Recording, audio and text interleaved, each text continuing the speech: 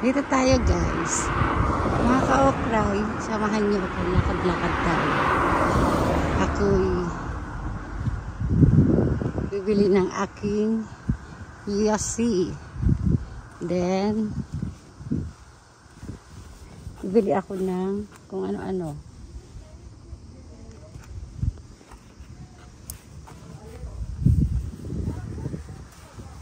Like, dala kasi akong payong mainit.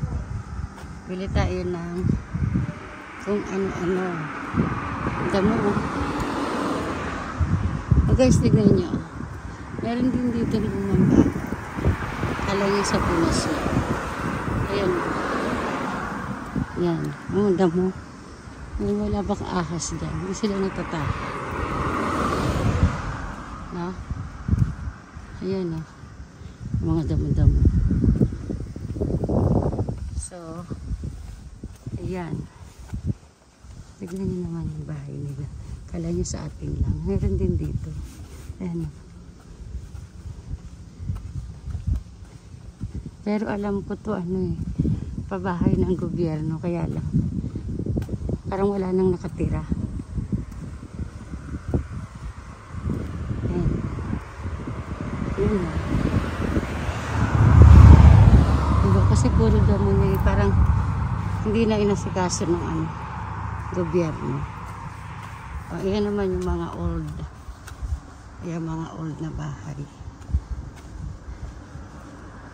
Ayan. Ito, init na bahay. Tsaka. Diba?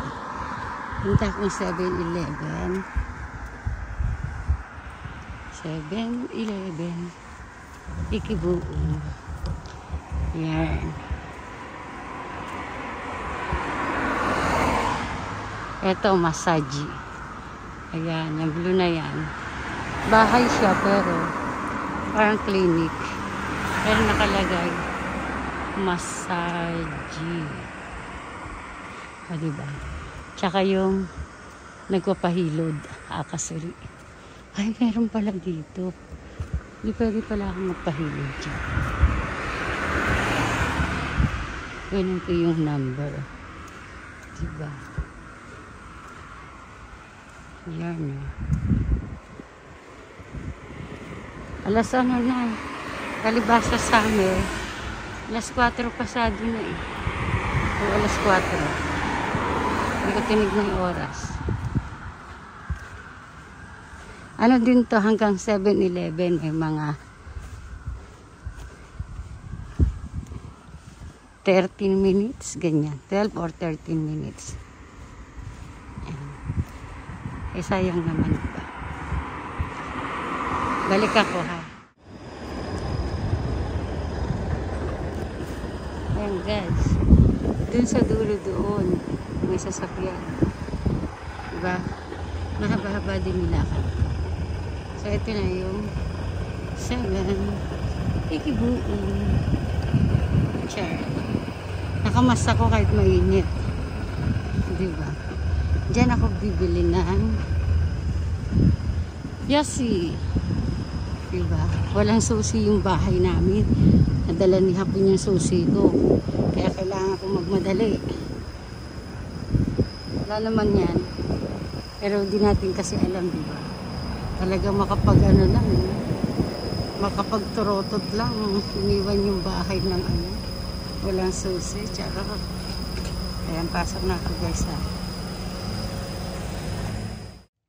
Ito na, after ng 7-Eleven, dumayo naman tayo sa supermarket. Dahil araw ng patay, August 12, yung time na yan. Late upload lang. Alam mo naman si Inday busy. Yan, namili ako ng mga prutas na panlagay sa altar. Bumili ako ng kangkong, ampalaya, tsaka saluyot. Ang hindi mawawala kay Inday. Yan, bumili ako ng plum. Prutas. May binili rin ako diyang apple. At saka, yung, ano ba yun? Singkamas. Yung, kung tawagin dito ay nash. Namimili ako, pumipili-pili.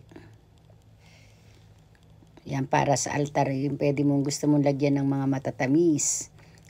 After kasi ng araw ng patay, kinakain din namin sila. Kami rin ang kumakain. So, hindi na ako kumuha niya kasi nga matatamis yan. Diba may mga lumisan na gusto ng matamis. Parang yung ate ko namatay sa diabetes. So, hinahanap-hanap niya yung matamis. Ayaw naman ni Hapon na kumuha ako ng matamis dahil hindi naman namin kakainin. So, itatapon lang, sayang. 'Di ba? Sa una, mga unang araw, 2 araw, hanggang 3 araw yan. Pinapatikim namin siyempre sa mga sumakibilang buhay. Ino-offer ko yan, prutas, bulaklak. Taon-taon nagaganyan ako sa altar ko. Hindi lang taon-taon, hindi lang tuwing araw ng ano. Kahit na araw-araw nagpapalit ako ng water para sa altar. Tapos naglalagay pa rin ako ng mga biskwit kahit mga walang hindi araw ng ganito, ganyan. Pero andun pa rin yung naglalagay ako ng biskwit kasi 'di ba may namatay akong baby ko. Ayan, bumili ako niyan parang karyoka pero malagkit yun. Malagkit din naman sa atin ang karyoka pero ang parang sauce niya is arnibal. Yan, saya mga tinapay. Hindi na ako bumili niyan kasi mabibigatan ako. Alam mo naman, nagwa-walking lang si Inday. Kasama na rin ang exercise, syempre sa pagpapasexy. O diba? Lover. Ikot-ikot ako, inalis ko yung sounds. Kung tutuusin, meron na ako dyang salita. Kaya lang inalis ko kasi, andyan na naman may kanta-kanta na naman ang kinaiinisan ni Inday. Yan, kaya, ayan yung mga, dati naglalagay ako niyan sa altar ko. Naglalagay ako niyan. Hindi na ako bumili niyan. Pero kahit i-stock mo lang yan, okay lang. Mahal din yan mga ka-okray. Sugar lang yan na parang mas masarap pa yung maringgi sa atin. Hindi ko alam, hindi ko naman kasi tinikman yan eh. Pero sabi ng asawa ko, sugar daw yun. Asukal na parang binuo. Parang mga ganun. Diba? Hindi ko alam bakit sa supermarket lahat may sounds. Sagabal sa ganda ni Inday.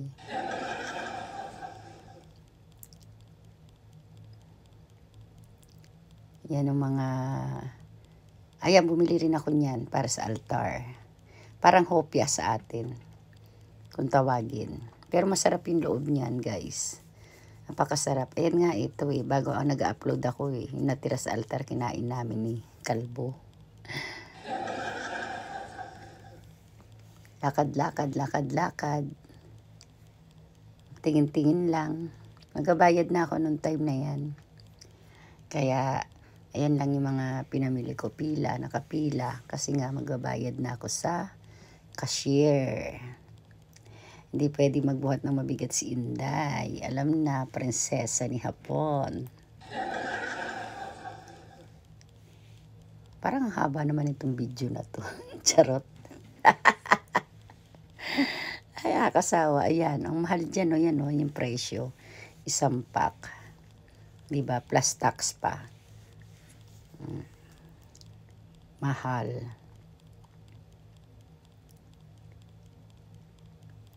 Binabala kong bumili niyan. Kaya lang, sabi ko, may mga parang hopya na may ano na. Bumili rin yata ako ng isa. Hindi ko alam. Ayun, nilagay ko sa basket. Char. Nagbago yata isip ko, yan ang kinuha ko. Ayun ang kinuha ko, yan. Yang yellow na yan. Kasi ang sarap niyan. Sarap na sarap ako dyan. Yan. Tapos inalis ko pala yung isang cookies.